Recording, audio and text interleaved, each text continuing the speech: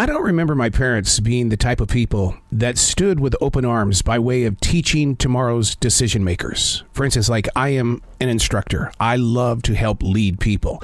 And I really don't remember my parents being that type of person. Now, Mom loved to keep her views next to her heart, and Dad was all about one way, his way. But to share it with others like them moving through their early years of a career, I really don't recall witnessing something like this, that moment of sharing. Now, that doesn't mean that they weren't loving, because, oh my God, yes, they were.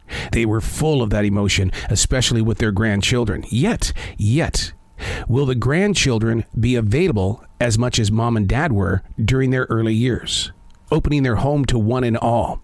Does that get passed down as a family tradition, or is a loving, caring heart what we feel in the moment? What has to happen for any person to be in a place of sharing? Were my parents just being their generation in an age where caring about the community was giving the dude on the corner a buck? Hey, it's Arrow.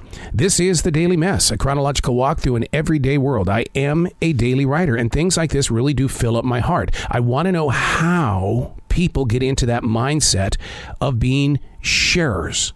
They share things. They give things away. What has to happen for that to happen? This is The Daily Mess. I found it to be very difficult to defrag yesterday. Writing usually comes to me in a free-form thought pattern. The river flows onto the page, and words rise on this blizzard white canvas.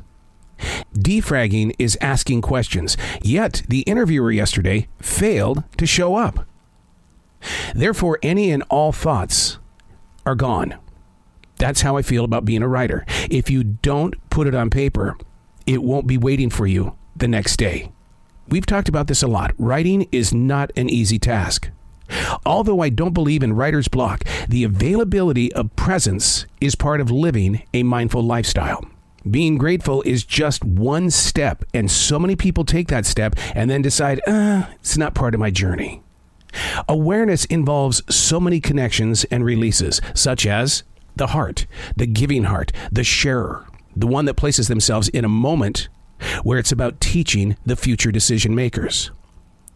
Being aware is taking a page like I'm doing now and saying, what gives, dude? Why weren't you able to defrag yesterday?